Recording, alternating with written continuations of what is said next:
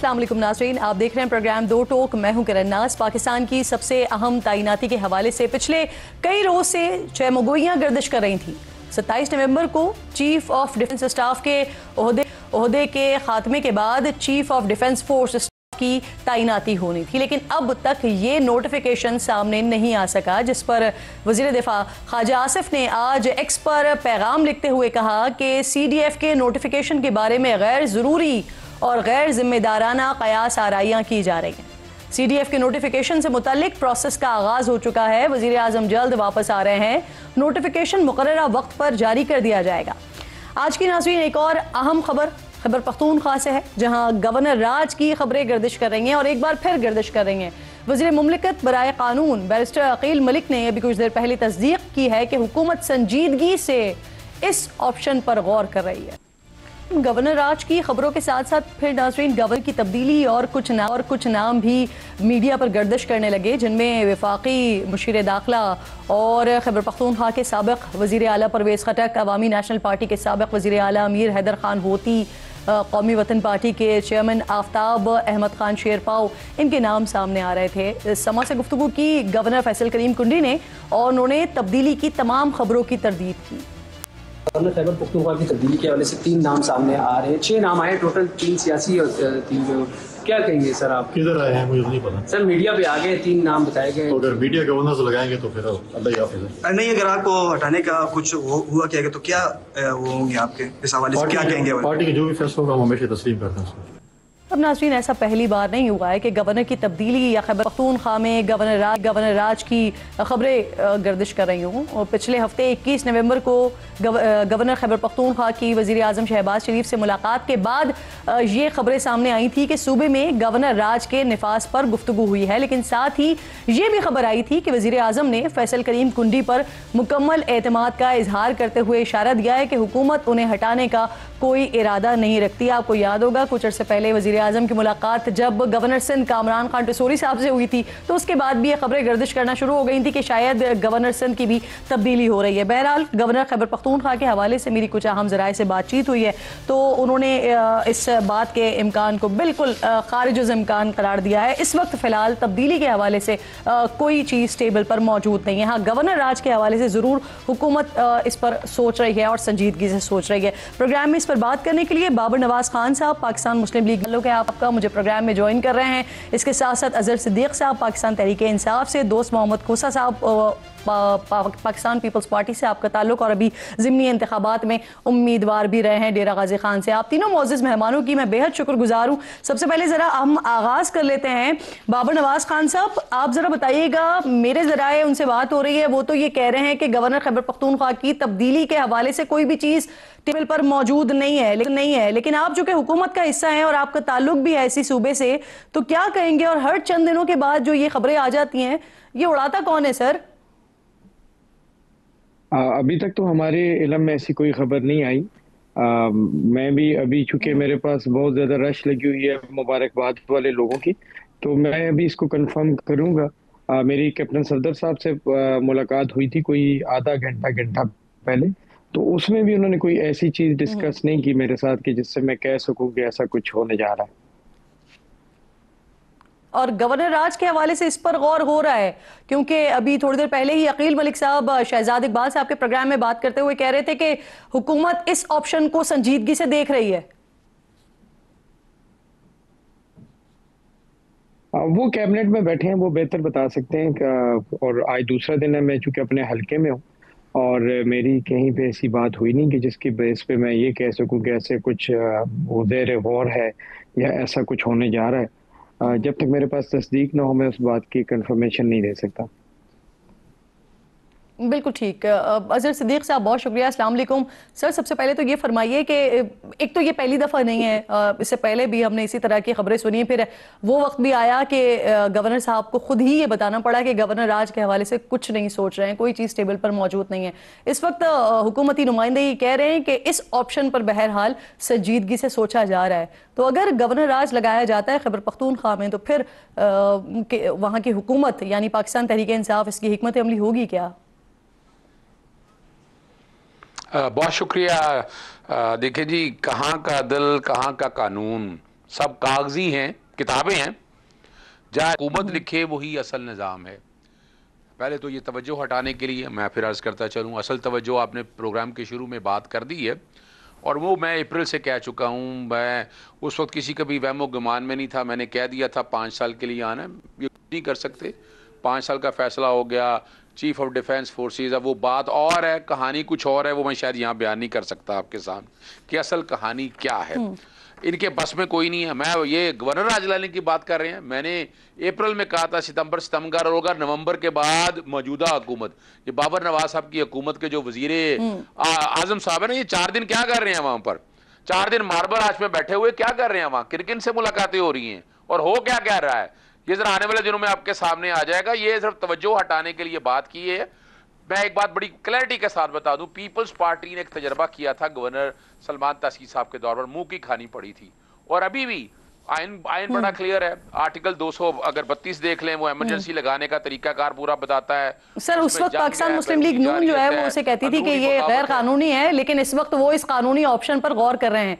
मैं अजीज साहब ये पूछ रही हूँ आपसे कि अगर वर्स्ट पे जाके सोचते हैं, अगर लग जाता है गवर्नर राज, तो फिर आपकी हिकमत अमली होगी क्या सर? क्योंकि पाकिस्तान तहरीक इंसाफ के जो तर्जुमान है खैबर पख्तूनख्वा में, वो तो कह रहे हैं कि ये रोज रोज का क्योस खत्म करें, अगर लगाना है तो आज ही लगा दें। देखिए बात तो बड़ी वाज़ेह है ना, यानी ये पॉलिटिकल गिमिक्स तो हमें भी पता है ना। गवर्नर राजा से मैंने लगाना है ना, उसका तरीकाकार बड़ा मुख्तलिफ है। सबसे पहले गवर्नर जो है ना वो गवर्नर रहे, गवर्नर पाकिस्तान पीपल्स पार्टी का बैठा है, गवर्नर ने रिपोर्ट भिजवानी है सदर पाकिस्तान को कि ये सूबाई हुकूमत चल नहीं रही है, और सदर वफाकी हुकूमत के मशवरे पर आएंगे। अभी तो दिल्ली दूरस्त की बातें हैं, लगाना है तो लगा दे, लेकिन मैं बता दूं कोई नहीं लग रहा। ये तो सिर्फ तवज्जो हटाने की बातें हो रही हैं और उसको लगाना है ग्राउंड पे। हमारे पास देखिए बहुत सी ऑप्शन मौजूद हैं, हम उसको चैलेंज भी करेंगे, वो एक अलग इशू है। 27वीं तरमीम ने वफाकी आईनी अदालत या सूबाई हमारी जो अगर अदालतें देखें हाई कोर्ट की हद तक, तो वो भी देखें, वो भी अगर देखा जाए कि हमने शोर बड़ा डाला कि आईनी अदालतें होंगी, आईनी बेंचेज हो गई, अभी तक हाई कोर्ट में क्यों नहीं? सिंध हाई कोर्ट के अलावा बताएं किसी जगह आईनी बेंच बनाए हैं? आईनी बेंच तो नहीं बनाए, इनकी मर्जी की अदालतें अपनी जगह मौजूद रही, हमारे पास ऑप्शन मौजूद है। सर आपने ना हिकमत अमली नहीं बताई। अच्छा मुझे ये भी बताइए, कहा यह जाता है, एक अहम तासुर है सर कि वर्किंग रिलेशन आप लोगों का ना बड़ा अच्छा है खैबर पख्तूनख्वा के गवर्नर के साथ। देखिए बड़ी वाज़ेह सी बात है, हमने कौन सा ऐसा काम किया है? सवाल तो ये है ना, क्या सूबाई हुकूमत काम नहीं कर रही, वफाकी हुकूमत सारे काम कर रही है? कोई ऐसा बताए ना कि जहां हमारा फेलियर हो। अभी तक तो जितनी भी आर्टिकल 234 के तहत है तो एक भी चीज मौजूद नहीं है।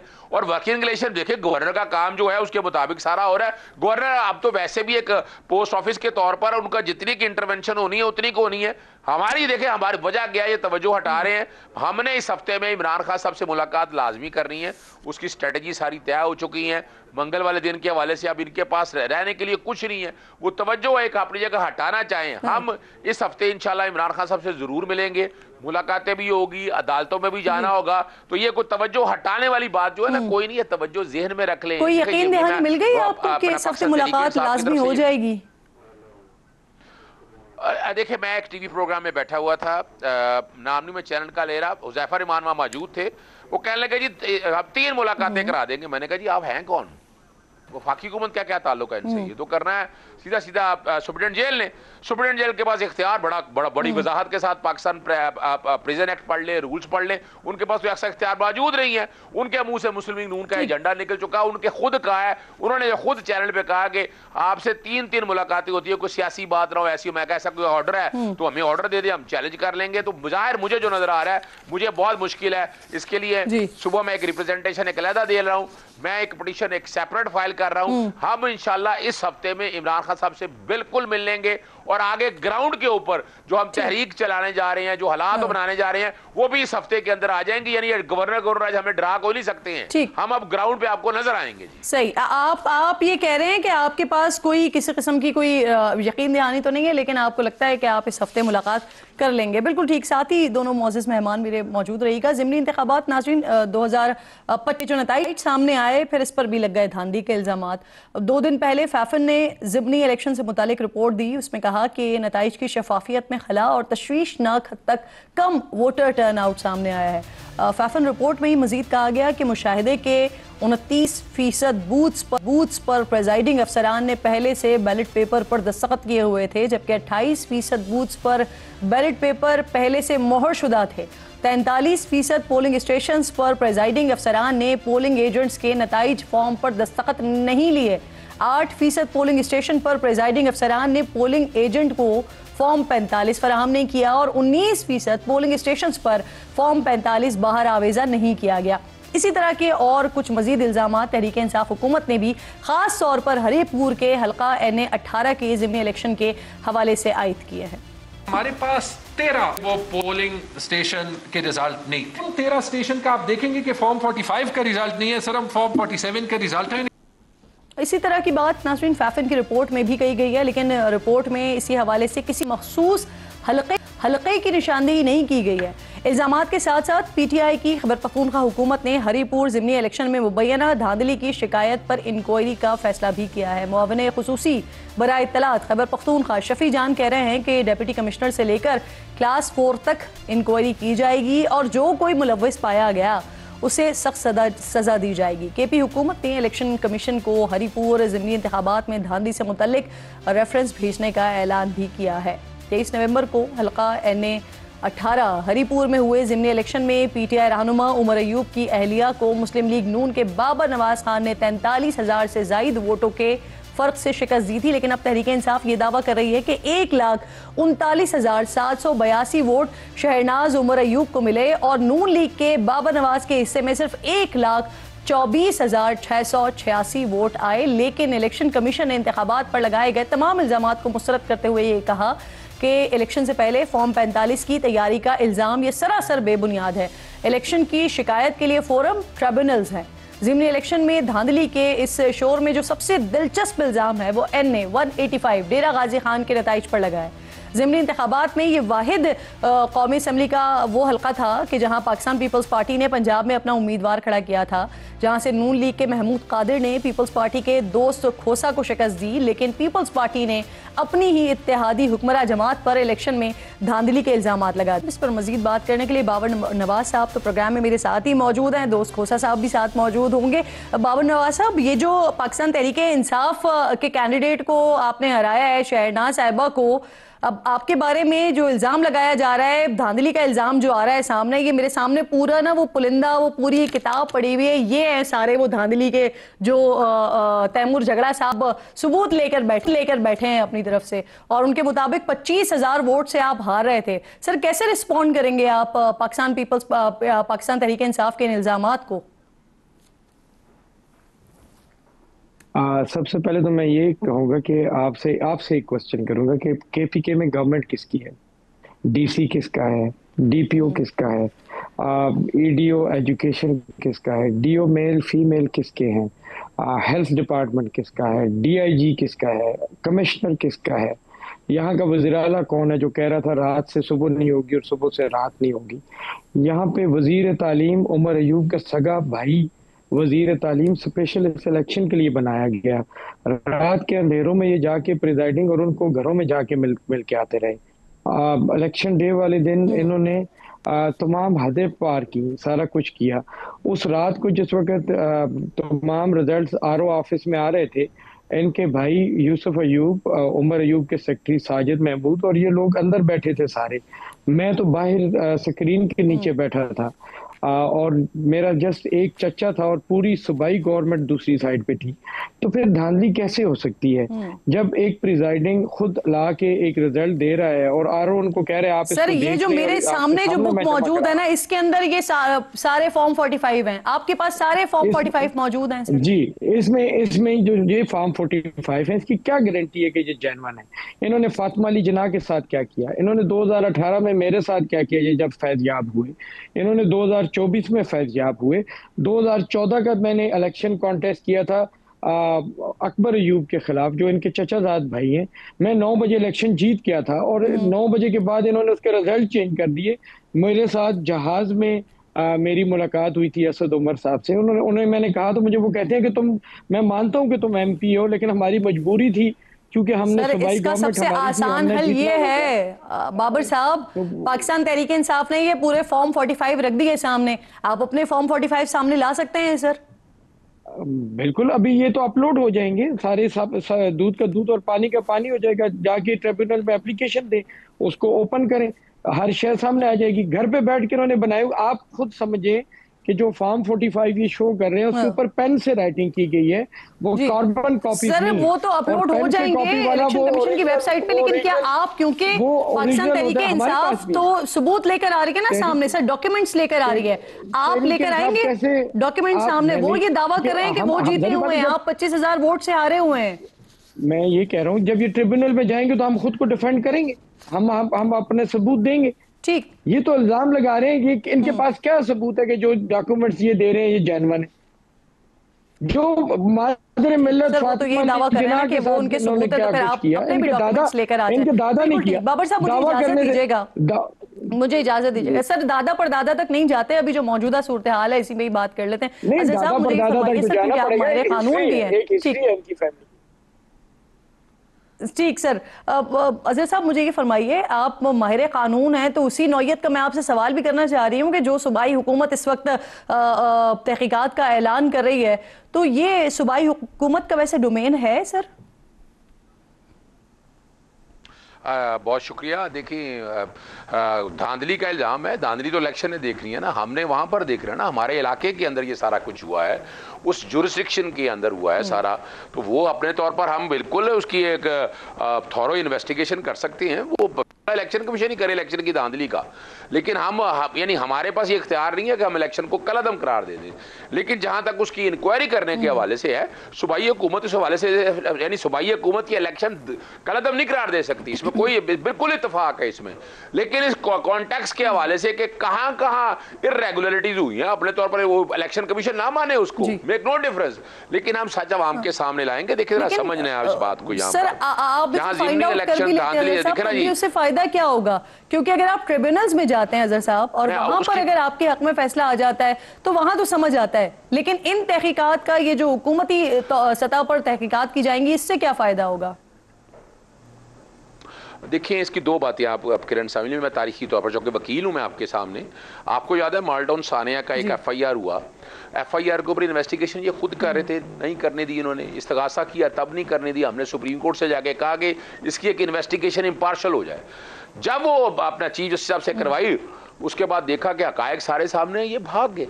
बात तो देखिए ना, वो एक अलग इशू है, जो बात समझ नहीं है ये कैसी जीत है जिसमें हार सजी हुई है, ज़िमनी इलेक्शन में धांधली की महक बसी हुई है। देखिए तीन चीजें मैं आपके सामने बड़ी वजाहत के साथ रखूं, मुझे ये बताएं कैसी हुकूमत है। 24 करोड़ अवाम में 24 करोड़ अवाम में एक चीफ इलेक्शन कमीशनर और 2 मेंबर नहीं मिले इन्हें, जनवरी से रिटायर हुए हैं, उनको जो कॉन्स्टिट्यूशनल पैकेज देके 26वीं तरमीम के साथ आगे बढ़ा दिया, फिर आगे आए कि जो अफसरान वगैरह लगाने थे हमारे भी, ये क्वेश्चन ये नहीं है, ये क्वेश्चन बाहर का नहीं है, वो DC AC है, जितनी एडमिनिस्ट्रेशन है वो तो बाहर होती है, अंदर कौन थे? अंदर इलेक्शन कमीशन के अपने लोग थे। हम तो इलेक्शन के ऊपर कह चुके हैं, इसको अगर हम सादा और आसान कर लें, यानी आप जो इलेक्शन को हो गया उसको चैलेंज नहीं करेंगे, लेकिन अपनी तय तहकीकात जरूर करवाएंगे इस पर। नहीं वो चैलेंज करेंगे। देखिए ना अभी तक मैं आपके सामने तीसरी बात रखने लगा हूं ना, देखे ना, जब इलेक्शन ट्राइब्यूनल थे, हाई कोर्ट के जजेस होने थे, आपको तारीखी तौर पर याद होना चाहिए जब इलेक्शन का ऐलान किया गया, लेकिन उसके बाद जगह बाद दीगरे जब देखे कि ये वो अपना फोरेंसिक ना हो जाए, खोल ना जाए, इस्लामाबाद हाई कोर्ट ने कहा, इन्होंने पकड़ के जजेस के खिलाफ क्या कैंपेन शुरू की, रिटायर्ड जजेस लेकर आ गए। इलेक्शन ट्राइब्यूनल ने अभी तक बताएं कोई तहकीक होने दी? किसी इलेक्शन ट्राइब्यूनल ने तहकीक नहीं होने दी। तो हम तो कम से कम अपनी एक इंक्वायरी और इन्वेस्टिगेशन, आपने बड़ा जबरदस्त सवाल किया बाबर साहब को, PTI भाइयों की तरह से है, आपने पूछा फॉर्म 45, पहले ये देखे ना, इनके पास फॉर्म 45 कहना चाहिए था, मेरे पास फॉर्म 45 2018 में भी ना, वैसे तारीख की अगर आप बात करें ना अजहर साहब, तो फिर 2018 की तारीख भी याद करें ना सर। आपका अपना डिप्टी स्पीकर 5 साल तक स्टे ऑर्डर पर रहा सर, इसका जवाब दे रहा था, नहीं आए थे उस वक्त भी ट्रिब्यूनल के फैसले। मैं इसका जवाब उमर अयूब स्टे ऑर्डर पे रहा है, उमर अयूब स्टे ऑर्डर पे रहा है, अभी 2024 के इलेक्शन में स्टे ऑर्डर। मैं बाबर साहब 1 मिनट ठहरिएगा, 1 मिनट ठहरिएगा, मैं जवाब दे लूं पहले।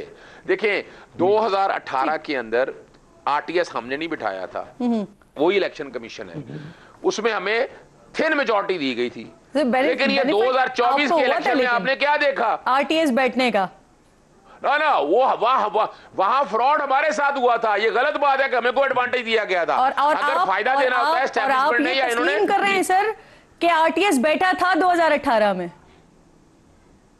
बड़ी खबर दे रहे हैं। बिठाया था हमें हराने के लिए, हमें थिन मेजोरिटी देने के लिए। अभी आपने देखा नहीं कैसी मेजोरिटी मिली है इनको। अब जरा गौर तो करें, 17 सीटों से 2/3 अक्सरियत तक पहुंच चुके हैं। ये होती है धांधली। अगर इतनी बात है ना, ये जो आपने गुगली मारी है सर, फौरन से यू टर्न लिया है ना सर। वो खान साहब कहते थे ना कि यू टर्न तो आप बिल्कुल ही एक अलग उस पर चले गए। वरना आरटीएस के बारे में अभी आपने कह दिया ना कि आरटीएस 2018 में बैठा था और उसका बेनिफिट सर आपको हुआ था, बेनिफिशियरी आप थे। आप मुझे इजाजत दीजिएगा सर, बाबर साहब हमें नहीं बेनिफिट हुआ ना, हमें थिन मेजोरिटी दी गई थी। मैं ये फिर बताता हूं, थिन मेजोरिटी दी गई थी, हमें तो हराया गया था उसके साथ थिन मेजोरिटी देकर। सीटें कम की थी हमारी, और क्या, वरना हमारी भी मेजोरिटी होती इस तरह 2/3 अक्सरियत लेके जाते। और हम इनका हम बताते क्या था, 2/3 अक्सरियत तो आप लाने के बाद अब तो डाउट नहीं रह गया ना। इतना अगर डर और खौफ नहीं है, मजीद डिबेट हो सकती है, लेकिन मेरे पास कम है, वरना आपने बड़ा इंटरेस्टिंग किस्म का ये टॉपिक छेड़ दिया है। बाबर साहब मुझे आखिर में ये बता दें, सूबाई हुकूमत जो है वो इसे न सिर्फ तहकीकात करेगी, फिर आगे जाकर चैलेंज भी करेगी। अगर कर रही है तो फिर आप किसी कानूनी फोरम पर जाएंगे, चैलेंज करने का इरादा रखते हैं फिर? जी, मैं उसको डिफेंड करूंगा, डिफेंड करना मेरा कानूनी हक है। बाकी ये इंक्वायरी तो वज़ीर आला अपने खिलाफ खुद कर रहा है। ये कैसी इंक्वायरी होगी जो खुद अपने खिलाफ इंक्वायरी हो, अपनी मर्जी के। अभी भी वो स्टाफ को तंग कर रहे हैं। मुझे कई जगहों से पता चला है कि ये उनसे जबरदस्ती कोई स्टाम्प पेपर लिखवाने की और वो बातें कर रहे हैं। सूबाई गवर्नमेंट उनके मातहत है, ये उठा के उनको चाय की प्याली की एवज उठा के दूर दूर लगा देते हैं। ये क्या इंक्वायरी होगी? इंक्वायरी ऐसी कभी भी नहीं होगी। ये आपको जो वहां पर अफसरान है उन्होंने खुद बताया है कि स्टैम्प पेपर पर कोई स्टेटमेंट लेना चाह रहे हैं वजीर आला साहब। अभी यहाँ के वजीर आला और वजीर तालीम यहाँ के जो पोलिंग ऑफिसर से उनसे स्टैम्प पेपर मांग रहे हैं जबरदस्ती। मुझे एक रिटायर्ड ऑफिसर है, उन्होंने अभी बताया कि उनके एक दोस्त ने उनको बताया आज दिन को कि हमें कहा गया कि आप जबरदस्ती उनसे वो स्टैम्प पेपर ले रहे हैं कि आप हमें स्टैम्प लिख के दें कि जो आपने आरओ ऑफिस में जमा कराया वो जेली और ये वाला ओरिजिनल है। ये एक प्रॉपर सिस्टम से वो हुआ है, वो वहां पे मौजूद थे। वो उन चीजों को मैं नहीं फंसा भाई। चलिए, ये रिकॉर्ड का आपका ये स्टेटमेंट रिकॉर्ड का हिस्सा हो गया सर। अगर इस तरह का कोई स्टैम्प पेपर आता है तो फिर इसे देखा जाएगा। बहुत बहुत शुक्रिया दोनों मोअज़्ज़ज़ मेहमान बाबर और अज़हर सिद्दीक साहब, आप दोनों साथ मौजूद थे। एक छोटा सा ब्रेक लीजिए नाज़रीन। ब्रेक के बाद जब वापस आते हैं तो एक इत्तेहादी दूसरी इत्तेहादी पर इल्ज़ाम लगा रही है। दोस्त खोजा साहब प्रोग्राम में साथ मौजूद होंगे, उनसे बात करेंगे ब्रेक के बाद।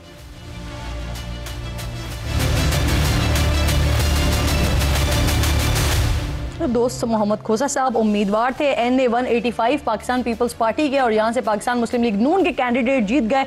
दोस्त साहब ये फरमाइएगा, पीपल्स पार्टी ने NA 185 में धांधली के इल्जाम लगाए, इसके क्या सबूत और शवाहिद मौजूद हैं आपके पास? जी थैंक यू वेरी मच किरण। सबूत भी हैं, शवाहिद भी हैं, और जो through out the election campaign from the announcement of the schedule till the polling day जो हमने देखा और जो हमने भुगता, उसका तो ऐनी शायद और गवाह मैं खुद हूँ और पूरे हल्के की आवाम है। सर आप भी धांधली का इल्जाम लगा रहे हैं, आपकी पार्टी के ही दीगर रहनुमा है वो भी ये बात कर रहे हैं, लेकिन पार्टी क़यादत खामोश है इस पर। वो क्यों सर? आपकी इस पर क्या राय है? हम जो बोल रहे हैं जी, उनका जब बात करने का वक्त आएगा वो भी बात करेंगे। तो सर बिलावल साहब समझते हैं कि आपके हलके में धांधली हुई है? क्योंकि बात तो हुई होगी ना आपकी फिर इस हवाले से उनसे। जी यकीनन तमाम तर मामलात से उनको आगाही वक्त के साथ साथ मैं देता रहा हूँ, उनको भी और प्रेसिडेंट साहब को भी, मखदूम यूसुफ रजा गिलानी साहब को भी, मखदूम अहमद महमूद साहब जो हमारे साउथ पंजाब के प्रेसिडेंट हैं, फॉर्मर गवर्नर, उनको भी आगाही देता रहा हूँ। आप ये देखिए ना किरण के बिगिन में आपको जब इलेक्शन अनाउंस होता है वहीं से आपको फेयर प्ले का पता लग जाता है कि कितनी फेयरनेस से ये इलेक्शन कंडक्ट किया जाएगा। जो आरओ था, नॉर्मली जो DROs होते हैं वो जुडिशरी के होते हैं, इस दफ़ा सिविल सर्वेंट्स को लगाए गए, वो भी लो स्केल के लोगों को 17वें 18वें स्केल के DROs लगा दिए गए। उन्होंने जिस बेईमाना तरीके से पोलिंग लिस्ट को चेंज किया, पोलिंग स्टेशंस को चेंज किया। इलेक्शन कवानीन के मुताबिक आप 1 किलोमीटर से दूर पोलिंग स्टेशन को नहीं रख सकते। इन्होंने हमारे जो स्ट्रॉन्ग होल्ड से उनके पोलिंग स्टेशंस को 30-30 किलोमीटर उन एरिया से दूर रखा।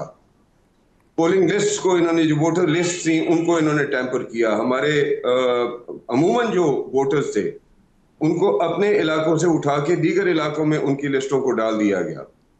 दौरान इलेक्शन कैंपेन स्केड्यूल अनाउंस होने के बाद डीपीओ तब्दील होता है। आप समझ रही हैं डीपीओ क्या होता है? District police officer who is in charge of the entire district. उसको दौरान इलेक्शन कैंपेन स्केड्यूल अनाउंस होने के बाद उसको तब्दील किया गया। एक लंबी फहरिस्त है। सर, जो आप बात कर रहे हैं कि वोटर्स जो हैं वो दूसरे हलके से उठा के इस तरफ डाले गए या आपके वोटर्स को उठा के किसी और तरफ डाला गया, ये कल फैफन की रिपोर्ट जो आई है उसमें ये तो बताया गया है कि 2 हलकों में तो ऐसा हुआ, यानी 29 हजार वोटर्स जो हैं वो नए रजिस्टर्ड हुए। लेकिन क्या आप कह रहे हैं कि आपके हलके में भी इस तरह का हुआ है? तो ये क्या नए वोटर्स रजिस्टर्ड हुए हैं या कहीं और से वोटर्स आए हैं इस हलके में? रजिस्ट्रेशन की तादाद जो है वो कम थी। हमारे वोटर्स को, हमारी वोटर लिस्टों को टैंपर किया गया, उनको उठा के दीगर हलकों में डाल दिया गया। यानी अब लेट्स से कि if you are a resident of defence, आपको डिफेंस में वोट डालना चाहिए ना। आप डिफेंस से आपको उठा के और आपको गुलबर्ग या मॉडल टाउन डाल दिया जाए तो ये नाइंसाफी नहीं है तो और क्या है? ये टैंपरिंग नहीं है, ये हैम्परिंग नहीं है तो और क्या है? उसके साथ साथ फेडरल गवर्नमेंट और प्रोविंशियल गवर्नमेंट दोनों, हम तो दोनों गवर्नमेंट्स को फेस करते रहे। उन दोनों गवर्नमेंट्स के मातहत जो डिपार्टमेंट्स आए, हम उन डिपार्टमेंट मैं अपने समझने के लिए सर, यानी आप ये कह रहे हैं कि प्री पोल रिगिंग जिसे आप कहते हैं, जो इलेक्शन डे से पहले जो कुछ चीजें मैनेज हो जाती हैं वो हुआ है, लेकिन इलेक्शन डे पे कुछ नहीं हुआ, ऐसे ही है सर? मैं सही समझी हूँ आपकी बात? इलेक्शन डे पे through police and through presiding officers जो इन्होंने अपने मनपसंद पहले अंडरस्केल्ड लगा दिए थे वहां पे, क्योंकि इलेक्शन कमीशन की एक रिक्वायरमेंट होती है इलेक्शन रूल्स के मुताबिक कि आप गेजेटेड ऑफिसर्स को जो है वो तैनात करते हैं एज प्रिजाइडिंग ऑफिसर्स। इन्होंने पहले नॉन गेजेटेड ऑफिसर्स को तैनात किया। हमने अदालत हाई कोर्ट में रिट दायर की, जिसकी वजह से अदालत ने डिप्टी कमिश्नर को बुला के अंडरटेकिंग ली और उन्होंने कहा कि आप गेजेटेड ऑफिसर्स वहां पे तैनात करें, ये नॉन गेजेटेड ऑफिसर्स को आप रिमूव करें। इन्होंने एक और बदमाशी ये की कि जो लिस्ट इन्होंने पहले दी हुई, कोसा साहब, ये 2024 के इलेक्शन के बाद एक नई धांधली की टर्म आई ना सर, फॉर्म 45 की, उस हवाले से तो कोई शिकायत नहीं है आपकी? हमारे साथ तो हुआ ही फॉर्म 45 में जो कुछ हुआ। पोलिंग वाले दिन जिस तरह से इन्होंने पुलिस को इस्तेमाल किया वोट्स डलवाने के लिए, पोलिंग स्टेशन को कॉर्डन करके, ये मिसाल तो मेरे ख्याल में इतनी खुली धांधली जो है मेरे ख्याल में पाकिस्तान में पहले कभी नहीं होगी। फॉर्म 47 भी हमने देखे हैं, इन्फ्लुएंस के अंडर जो इलेक्शंस होते रहे हैं पास्ट में वो भी हमने देखे हैं। यानी वोटर को दिखा दिया जाता था कि फिलानी पार्टी या फिलानी लीडरशिप जो है वो अगली गवर्नमेंट बनाएगी। ये चीजें तो हम लोग पास्ट में देखते रहे हैं। फिर फॉर्म 47 देखा, इस दफा फॉर्म 45 और खुले दिन की डकैतियां हमने देखी हैं। जी दोस्त, आप ये कह रहे हैं सर कि जब वक्त आएगा उस वक्त जो आपकी लीडरशिप है वो इस पर बात करेगी। जब धांधली के सबूत मौजूद हैं, आप बता रहे हैं क्या कुछ हुआ है बैकग्राउंड में, तो बिलावल साहब इसका खुलकर इजहार क्यों नहीं कर रहे? एक सवाल ये, और दूसरा ये कि क्या फिर आप इंतखाबी नताइज को चैलेंज करने जा रहे हैं, ट्रिब्यूनल में लेकर जा रहे हैं इसे? बाय ऑल मीन्स जाएंगे जी, बाय ऑल मीन्स जाएंगे। और दूसरी बात ये है, आप एक चीज को रियलाइज करें, इफेक्टिव हम हैं, सफर हमने किया है, हल्के की आवाम ने किया है, जिसने हमें बड़ी मेजॉरिटी से जो है वो इस इलेक्शन में जितवाया। और इलेक्शन डे पे जिस तरह से इन्होंने ये बदमाशियां की हैं through the police department and through their अपने मनपसंद प्रिजाइडिंग ऑफिसर्स के थ्रू जो इन्होंने, यानी आप ये देखें कि जहाँ पे हम जीत रहे हैं, आपको एक छोटी सी मैं मिसाल दे देता हूँ क्योंकि ये चीजें आप आगे जाएंगी, कोर्ट के अंदर जाएंगी, ट्रिब्यूनल्स में भी जाएंगी, कि जहाँ पे हम लोग जीत रहे हैं वहाँ पे टर्नआउट जो है इज अबाउट 20 to 23%। जहां पे ये लोग जीत रहे हैं वहां पे टर्नआउट जो है वो एकदम 50% के लगभग चला जाता है। जहां पे इन्होंने वोट्स डाले 80% तक, और जितनी जगहों पे इनकी हमारे मुकाबले में लीड आई है वहां पे ज्यादातर जो वोट्स निकले हैं, इनकी मेजॉरिटी के वोट्स निकले हैं वो खवातीन पोलिंग बूथ से निकले हैं, जहां पे मैनेज करना और मैनिपुलेट करना आसान होता है। जी बिल्कुल ठीक सर। आपने मेरे पहले सवाल का जवाब नहीं दिया कि आपकी लीडरशिप इस पर क्यों खामोश है, लेकिन आप कह रहे हैं कि वक्त आने पर वो बात करेंगे। बहुत शुक्रिया दोस्त मोहम्मद खुसा साहब प्रोग्राम में साथ। सब ब्रेक ले लीजिए नाज़रीन, ब्रेक के बाद जब वापस आते हैं तो एक अवामी मसला है पंजाब में जो नए मोटरसाइकिल रिक्शा है इस पर इसको बनाने पर पाबंदी लगा दी गई है। अब इसके असरात क्या होंगे और एक बड़ा तबका है जो इस कारोबार से मुंसलिक है उनके ऊपर इसका क्या असर पड़ेगा, बात करते हैं ब्रेक के बाद।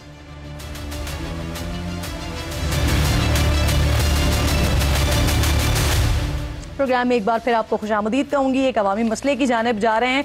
मजीद गौरी साहब मुझे ज्वाइन कर रहे हैं प्रोग्राम में, जो कि चेयरमैन हैं अवामी रिक्शा एसोसिएशन के। मैं आपकी शुक्रगुजार हूँ। गौरी साहब मुझे ये फरमाइए, पंजाब हुकूमत ने सर मोटरसाइकिल रिक्शे की मैन्युफैक्चरिंग पर पाबंदी लगाने का फैसला किया है।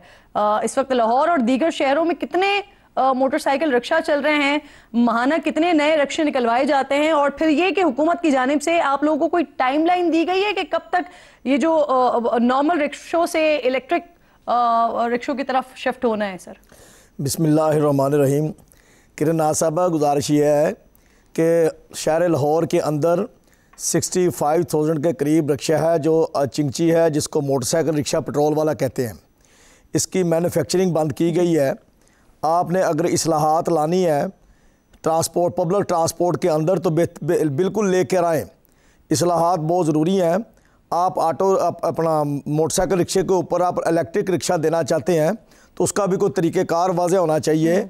मगर ये जुल्म है कि आप बिना बताए पहले इनकी मैन्युफैक्चरिंग बंद कर रहे हैं। ये फ़ेज़ 1 है। और अब आपने 5 जो शाहराएँ हैं उनको कहा है कि हम मॉडल रोड बनाएंगे। इन मॉडल रोडों के ऊपर चिंची रिक्शा नहीं चलेगा। आप 5 रोडों को मॉडल ना बनाएं, आप पूरे शहर लाहौर को मॉडल बनाएं।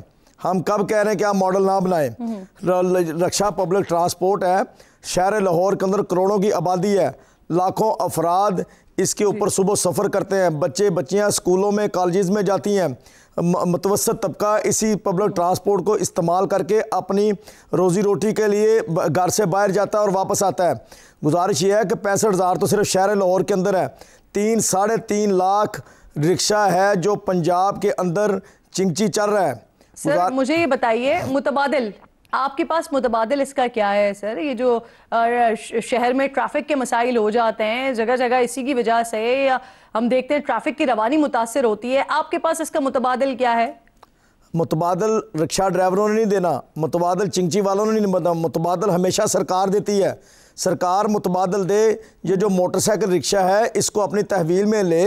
कब कहते हैं ना ले इसको एडवांस की शक्ल में इसकी कीमत दे रिक्शा ड्राइवर को, और साथ ही उस एडवांस की कीमत को शामिल करें और रिक्शे वालों को इलेक्ट्रिक रिक्शा दे। माहौल दोस्त रिक्शे होने चाहिए, एनवायरनमेंट का ख्याल होना चाहिए। और जो हादसात की बात कर रही हैं, ये जो आपने एजुकेशन आज 50 साल की उम्र में, मुझे 40 साल की उम्र में आप डंडे के ज़ोर पर मुकदमा दर्ज करके, छोटी उम्र में मुकदमा दर्ज करके देना चाहते हैं।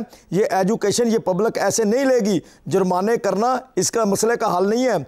छोटे बच्चों के ऊपर मुकदमा दर्ज करना, उनके वालिदैन को परेशान करना, बच्चों को रिकॉर्ड याफ्ता बनाना, वो मुस्तकबिल में नौकरियां नहीं कर सकेंगे। ये उनके साथ सरासर ये ज्यादती है। ये जो पॉलिसियां, छोटे बच्चे रिक्शे चला क्यों रहे हैं सर? 18 साल से पहले लाइसेंस मिल जाता है क्या छोटे बच्चों को? मेरी बात सुने, बच्चे आजकल बालक भी बच्चियां जल्दी हो जाते हैं। ये जो छोटे हैं ये 16 साल के जो है ना, इनको 18 साल एक उम्र है। मेरी बात सुने ना, आप 16 साल के बच्चों को, कानून की बात कर रहे हैं, मैं कानून की बात कर रहा हूँ ना। आप 16 साल के बच्चे जो छोटे आपको नजर आ रहे हैं, ये अपने घरों के बड़े हैं। इनके घरों में फाका कशी हैं। ये गरीब लोग हैं। इनको हुनरमंद सरकार ने बनाना था, गवर्नमेंट ने बनाना था, मैंने नहीं बनाना था। इनको हुनर आपने क्यों नहीं दिया? ये इनको आप मुकदमात पे मुकदमात करते जा रहे हैं। आपने 5th क्लास तक एजुकेशन क्यों नहीं दी ट्रैफिक कवानीन के हवाले से? ट्रैफिक पुलिस, मेरी बात सुने, ट्रैफिक पुलिस इस वक्त करप्ट तरीन हो चुकी हुई है। CTO साहब के पास, लाहौर के शहर की बात कर रहा हूँ, CTO साहब के पास कंडे का भी होता है। वो वजन भी तोलते हैं बड़ी गाड़ियों का, बसों का। और ट्रैफिक आज मरियम नवाज ने खुद मरियम नवाज साहबा के अच्छे कामों के ऊपर ये जो CCD बनी है, दीगर डिपार्टमेंट बने हैं, पीरा फोर्स बनी है, ये जो अच्छे डिपार्टमेंट बने हैं, इनकी मेहनत के ऊपर, CM साहबा की मेहनत के ऊपर ट्रैफिक पुलिस के CTO साहब कंट्रोल नहीं कर पा रहे ट्रैफिक को, जो हादसा का सबब बनता है। सर आपका जो इशू है, हम पहले इसको डिस्कस कर लेते हैं। इस वक्त जो पेट्रोल पर चलने वाला रिक्शा है और ये जो इलेक्ट्रिक रिक्शा है जो मार्केट में मिल रहे हैं, एक तो इसकी कीमत में बता दीजिएगा ये कितना फर्क है, और फिर मुसाफिरों के हवाले से और वजन उठाने की जो कैपेसिटी है उसमें कितना फर्क है सर? देखिए मेरी बात, 3-3.5 लाख रुपए का ये रिक्शा मिलता है और जो वजन 6 सवारियां बैठती हैं इसके ऊपर, वो बैठनियां चाहिए। जो ओवरलोडिंग करे उसके खिलाफ कार्रवाई हो, जो वन में आए उसके खिलाफ कार्रवाई हो, जो अपना सिग्नल जंप करे उसके खिलाफ कार्रवाई हो, जो जिसका रक्षा धुआं माहौल दोस्त नहीं है। ये जो 3-3.5 लाख बता रहे हैं, ये पेट्रोल रिक्शा मिलता है, ये पेट्रोल रिक्शा मिलता है। ऑटो रिक्शा 5-5.5 लाख रुपए का है। गरीब जब ये कैश पे तो रिक्शा ले ही नहीं सकते, ये इंस्टॉलमेंट पे रखे होते हैं। सर निगरां दौरे हुकूमत में 10,000 इलेक्ट्रिक रिक्शा बिला सूद देने का ऐलान हुआ था। चूंकि आप यूनियन चला रहे हैं तो आपके इल्म में होगा कितने लोग इलेक्ट्रिक रिक्शा पर शिफ्ट हुए हैं सर, और इस वक्त सड़कों पर कितने ही ऑटो रिक्शे हैं जो समा न्यूज अपना किरण नाज साहब, आप अपना नुमाइंदा भेजें, हम उनको लेके शहर लाहौर में चलते हैं, दिखाएं हमें कहाँ पे हैं भाई इलेक्ट्रिक रिक्शा। अभी ना इलेक्ट्रिक स्टेशन है जो उनको चार्जिंग के लिए अवेलेबल होने चाहिए रिक्शों को। आपने पॉलिसी इस तरीके से बनाई है कि आपने यकदम उनका मुआशी कत्ल करना शुरू कर दिया है, ठीक है नहीं, मुकदमा दर्ज करना शुरू कर दिए हैं। आप जब मुकदमा दर्ज करते हैं उतना तो शायद वो बेचारे की किस्त नहीं इकट्ठी होती जितना उसके ऊपर मुकदमात के ऊपर लग जाते हैं।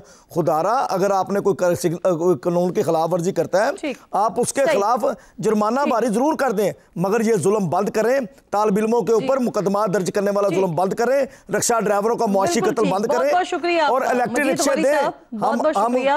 बिल्कुल ठीक। प्रोग्राम में आप साथ मौजूद थे, अहम गुफ्तगू आपसे हो रही थी इलेक्ट्रिक रिक्शा के हवाले से। प्रोग्राम में क्विकली नाज़रीन बढ़ेंगे आगे। इसराइली हठधर्मी ने गजा में अमरीकी अमन मंसूबे को खतरे में डाल दिया है। सीज फायर मुआहदे के बाद से अब तक इसराइली फौज के हाथों शहीद होने वाले फलस्तीनियों की तादाद 356 हो चुकी है।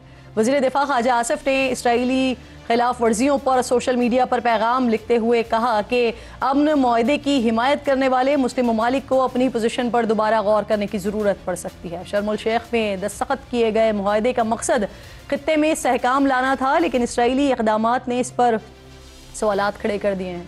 एमनेस्टी इंटरनेशनल ने खबरदार किया है कि इसराइल का नस्ल कुशी का ये अमल ख़त्म नहीं हुआ। बैनुल-अक़वामी बिरादरी खुसूसन मगरबी हुकूमतों को इसराइल पर बैनुल-अक़वामी कानून की पाबंदी के लिए दबाव डालना चाहिए। ख्वाजा आसिफ ने लिखा कि तुर्क सदर रजब तैयब एर्दोगान पहले ही तहफ़्फ़ुज़ात का इजहार कर चुके हैं कि जंग बंदी के मुआहदे को फ़लस्तीनी मसले के हतमी हल के तौर पर नहीं समझना चाहिए। कल प्रेस कॉन्फ्रेंस करते हुए नायब वज़ीर आज़म और वज़ीर ख़ारजा इसहाक़ डार ने कहा था कि पाकिस्तान गजा में अमन फोर्स के लिए फ़ौज भेजने के लिए तैयार है, लेकिन हमास को गैर मुसल्लह करने का हिस्सा बनने के लिए नहीं। ये हमारा नहीं बल्कि फ़लस्तीनी कानून नाफिज करने वाले इदारों का काम है। हमारा काम अमन कायम रखना है, अमन नाफिज करना नहीं। हमास को गैर मुसल्लह करने पर इंडोनेशिया ने भी तहफ़्फ़ुज़ात ज़ाहिर किए हैं। साथ ही उन्होंने ये मुतालबा भी किया है कि गजा में भेजी जाने वाली अमन फोर्स को अक़वाम मुत्तहिदा की सलामती काउंसिल से तस्लीम शुदा होना चाहिए। इस फोर्स का मैंडेट, ज़ाब्ता-ए-कार और गजा में किरदार को वाज़ेह तौर पर तय किया जाना चाहिए। वाज़ेह रहे कि इससे पहले अमरीकी इंतज़ामिया ये कह चुकी है कि गजा अमन फोर्स ही हमास को गैर मुसल्लह करेगी। दूसरी तरफ इसराइली वज़ीर आज़म नेतन्याहू ने करप्शन केस में इसराइली सदर को बाज़ाब्ता तौर पर माफ़ी की दरख्वास्त जमा करवा दी है। सदर दफ्तर की जानिब से जारी बयान में कहा गया है कि इस गैर मामूली दरख्वास्त पर गौर करने से पहले सदर इंसाफ के हुक्काम से राय लेंगे। नेतन्याहू पिछले 5 साल से रिश्वत, फ्रॉड और एतमाद की खिलाफ वर्जी के इल्ज़ामात के 3 मुकदमात का सामना कर रहे हैं। इसी माह के शुरू में अमरीकी सदर डोनाल्ड ट्रंप ने भी इसराइली सदर से नेतन्याहू को मुकम्मल माफ़ी देने का मुतालबा किया था। हालिया जंग के दौरान नेतन्याहू पर मुसलसल इल्ज़ामात लगते रहे कि वो उन मुकदमात से बचने के लिए गजा में जंग को तूल दे रहे हैं और किसी भी मुआहदे से भाग रहे हैं। एक और अहम खबर अमरीका से, जहां मुबैना धमाके की प्लानिंग के इल्ज़ाम में एक और अफगान शहरी को गिरफ्तार किया गया है। गैर मुल्की मीडिया के मुताबिक अफगान शहरी मोहम्मद दाऊद ने टिकटॉक पर वीडियो में बम बनाने का दावा करते हुए फोर्ट वर्थ को निशाना बनाने का इंदिया दिया था। मोहम्मद दाऊद को भी ऑपरेशन एलाइज वेलकम के तहत अमरीका लाया गया था। अमरीकी होमलैंड सिक्योरिटी की जानिब से मुजरिमाना सरगर्मियों में मुलव्वस अफगान शहरियों की फहरिस्त भी जारी कर दी गई है, जिसके मुताबिक ऑपरेशन रिलाइज वेलकम के तहत हज़ारों अफगान शहरियों को अमरीका लाया गया है, जिन्होंने बाद में अमरीकी शहरियों को ही नुकसान पहुंचाया। जमाल वली ने वर्जीनिया में 2 पुलिस अफसरान को फायरिंग करके जख्मी किया। जवाबी एक्शन में जमाल वली मारा गया।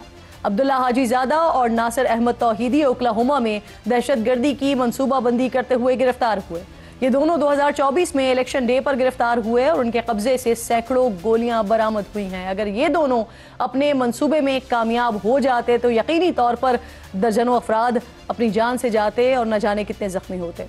2025 में अफगान शहरी जावेद अहमदी को 2nd डिग्री अटैक का मुजरिम करार दिया गया। विस्कॉन्सिन में बहारुल्ला और मोंटाना में ज़बीउल्लाह मोहम्मद को रेप के इल्ज़ाम में गिरफ्तार किया गया। ये तो सिर्फ अमेरिका की कहानी है। पाकिस्तान में मुनशियात फरोशी से लेकर स्मगलिंग और दहशतगर्दी तक हर जगह अफगान शहरियों का किरदार ही सामने आता है। प्रोग्राम का वक्त अपने अख्तिताम को पहुंचा। जुमे को नाज़रीन से मुलाकात होगी। अपना और अपने मुल्क का खास ख्याल रखिए। फ़लस्तीन को, मकबूजा कश्मीर को अपनी दुआओं में याद रखिए। अल्लाह निगहबान।